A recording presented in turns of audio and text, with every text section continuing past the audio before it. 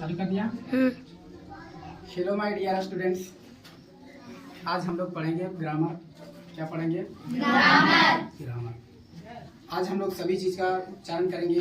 शुद्ध वर्तनी कैसे बोला जाता है, किस टाइप से लिखा जाता है, किस टाइप से समझना जाता है, इस पर हम लोग आज पूरे विस्तार रूप से चर्चा करेंगे।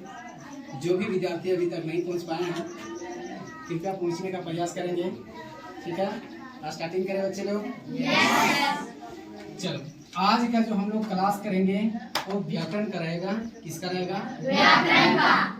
व्याकरण को इंग्लिश में हम लोग ग्रामर बोलते हैं।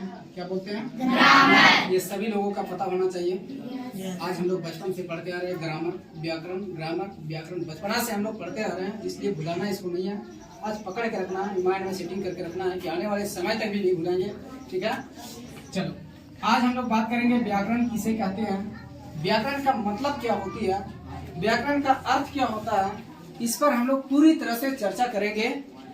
लिखा है कि व्याकरण हम उस शास्त्र को कहते हैं, व्याकरण हम उस शास्त्र को कहते हैं जिसके द्वारा मनुष्य को शुद्ध बोलना, शुद्ध लिखना, शुद्ध पढ़ना तथा शुद्ध समझना होता है, उसी को हम लोग व्याकरण कहते हैं।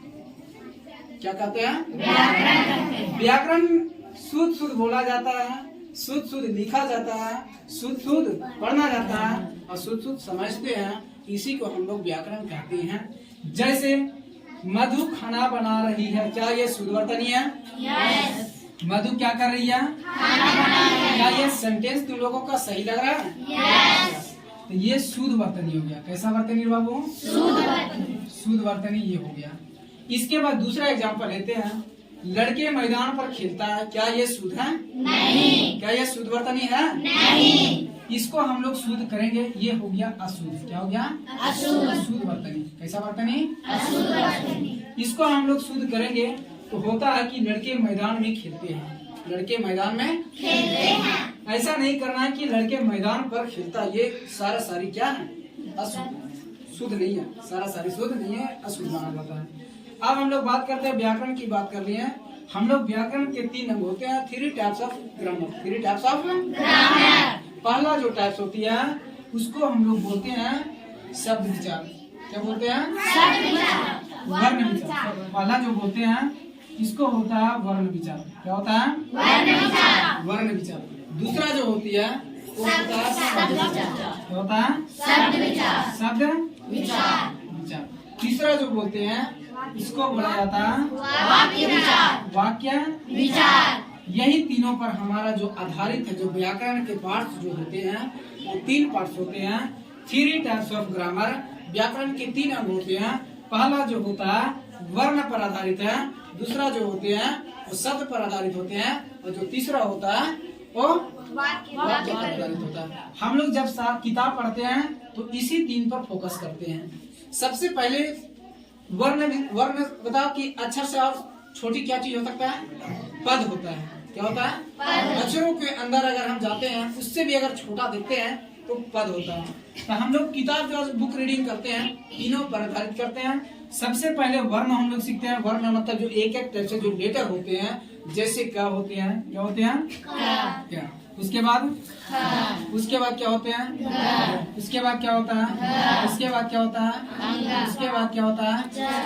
इसके बाद हम लोग इत्यादि लिख सकते हैं। मतलब कि ऐसे अक्षर एक टाइप से लेटर बहुत सारे होते कंप्लीट हो गया। दूसरा जो होता है बाबू वो होता है शब्द विचार। और शब्द कब बनता है? जब हम लोग अक्षर को मिलाते हैं। क्या करते हैं? अक्षर को मिलाते हैं। अक्षर से मिलाते हैं तो शब्द बनता है। अक्षरों को अक्षर से मिलाते हैं तो शब्द बनता है। जैसे चल, 2 लेटर लिए, एक लिए च और एक लिए द, तो दोनों को जब हम एडिंग किए तो क्या बन गया? चल। इसके बाद अगर हम देखा जाए तो कम हो गया और बहुत सारे लेटर बन सकते हैं।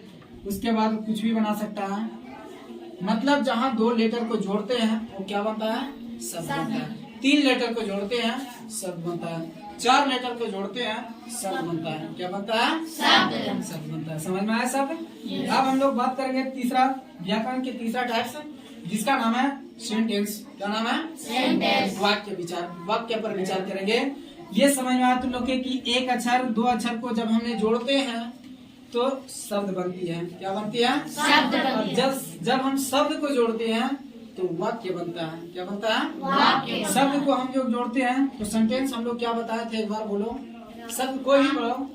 राम ने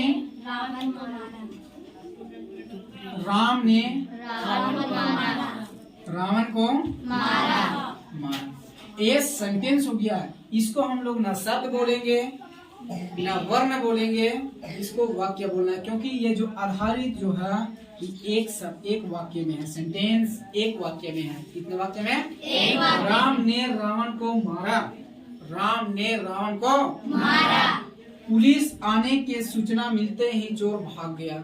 पुलिस आने के दौरान घर से चोर फरार हो गया। पुलिस आने के दौरान घर से चोर 9 2 11 हो गया। कितना हो गया? 9 2 11। मतलब कहने का मतलब भाग गया। ये समझ में आया? अब हम लोग वर्ण पर पढ़ते हैं। व्याकरण के जो पहला टाइप्स होते हैं वर्ण विचार, उसको हम लोग बात करेंगे। वर्ण को इंग्लिश में हम लोग लेटर बोलते हैं। क्या बोलते हैं? लेटर। लेटर को गड़बड़ाना नहीं है। लेटर हमारे दैनिक जीवन में बहुत ज्यादा प्रचलित हो रहे हैं। लेटर को वर्ण बोल सकते हैं। लेटर मतलब अक्षर भी होता है। क्या होता है? अक्षर। हम बात करेंगे वर्ण किसे कहते हैं। वर्ण बच्चों उस मूर्धध्वनि को कहते हैं जिसका कोई खंड नहीं किया जा सकता है। कोई टुकड़ा, कोई दुनिया के कोई व्यक्ति ऐसा नहीं है कि जो वर्ण का जो लेटर होते हैं तो उसका खंड कर देगा, मतलब भाग भाग में बांट देगा।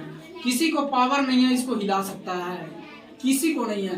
मान ले अगर हम मानते हैं, जैसे में इसको अगर विचार करेंगे, आग का कोई टुकड़ा कर सकता है? नहीं। आग का कोई टुकड़ा कर सकता है? नहीं। हम यहाँ आग का कोई टुकड़ा कर सकता है? नहीं। हर्षई का को कर सकता है? नहीं। दुर्गई का? नहीं। हर्षऊ का? नहीं। दुर्गाऊ का? नहीं। ये ऐसे ऐसे लेटर हैं। ये हमारे वर्ण है। वर्ण उस मूर्धध्वनि को कहते हैं जिसका कोई खंड नहीं होता, कोई टुकड़ा नहीं किया जा सकता, कोई विभाजन नहीं किया जा सकता। वर्ण को बाबू दो टाइप होते हैं। There are 2 types of letter. There are 2 types of letter. There are 2 types of letter. वर्ण जो होता है वो 2 प्रकार के होते हैं। कितने प्रकार के? 2 प्रकार के। पहला जो होता है बाबू वो होता है भवन। क्या होता है? उसको हिंदी में हम लोग स्वर बोलते हैं। क्या बोलते हैं? स्वर। और जो दूसरा होता है बाबू लोग उसको बोलते हैं कॉन्सोनेंट। क्या बोलते हैं? कॉन्सोनेंट। कॉन्सोनेंट। इसको बोलते हैं व्यंजन। यही हमारा वर्णों का 2 भेद होते हैं। वर्ण 2 भेद होते हैं। पहला होता है स्वर वर्ण, दूसरा होता है व्यंजन वर्ण। इसमें हम लोग बात करेंगे स्वर वर्ण किसे कहते हैं। जगह स्पेस कम बचा हुआ है, हम लोग बोल के समझा देंगे। स्वर वर्ण बिना किसी दूसरे वर्णों की सहायता से लेते हैं ना। स्वर वर्ण जिन वर्णों का उच्चारण, जिन वर्णों को बोलते हैं किसी का सहायता नहीं लेता है। जिन वर्णों का उच्चारण बिना किसी दूसरे वर्णों की सहायता से नहीं होता है। यानी जो ये स्वर वर्ण दिख रहा है पूरी तरह से ये स्वतंत्र है। क्या है? स्वतंत्र। पूरी तरह से आजाद है। न इसको कोई कुछ कर सकता है, न ये किसी से कर्जा ले सकता है, न किसी का हेल्प ले सकता है। ये पूरी तरह से स्वतंत्र है। जैसे मान लो अमिया आ, हर्षई, दुर्गई, हर्षऊ, दुर्गाऊ, और क्या होता है? री होता है, ये होते हैं, आ होते हैं, ओ होता है और आ होता है। 1 2 3 4 5 6 7 8 9 10 11 ये हमारे स्वरों की संख्या जो होती है वो 11 होती है। कितनी होती है स्वरों की संख्या? 11। अब आते हैं व्यंजन में। व्यंजन जिन वर्णों का उच्चारण स्वरों की सहायता से होता है। ये जो उच्चारण देख रहा है, ये जो व्यंजन वर्ण देख रहा है, ये इसका सहायता लेता है। किसका सहायता? स्वरों की सहायता। ये से चलता है। अगर स्वर इसको अगर अक्षरों का लेटर देना, सहायता देना अगर बंद कर दे तो ये शासन चलने वाला इसका नहीं है। जैसे अगर मान लेते हैं ये किसी का सहायता नहीं लेता है, सिर्फ स्वर का सहायता लेता है। व्यंजन वर्ण जिस उच्चारण करने में स्वरों की सहायता से होती है उसी को हम लोग व्यंजन वर्ण कहते हैं। समझ में आया? नहीं समझ में आएगा तो फिर से बोलने का प्रयास करना।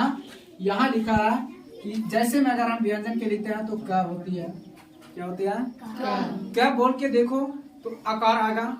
क बोल के देखो तो क अगर हम बनाते हैं तो क के साथ आकार जो होती है वो क बोलने के बाद क और आ आता है। क्या आता है? तो बता कि क जो हो गया वो व्यंजन हो गया और आ जो हो गया वो स्वर हो गया। क्या इसका सहायता नहीं लिया? लिया कि नहीं लिया? अगर हम चाय बनाते हैं तो चाय का भी आ का सहायता से बनता है। अगर पमा दुर्गाई पी बनाते हैं तो एकर में प और ई दुर्गाई का सहायता लेता है। जब तक हम प और ई नहीं बनाते हैं तो ये पमा दुर्गाई पी बनने वाला नहीं है। समझ में आया? समझ में आ गया? यस।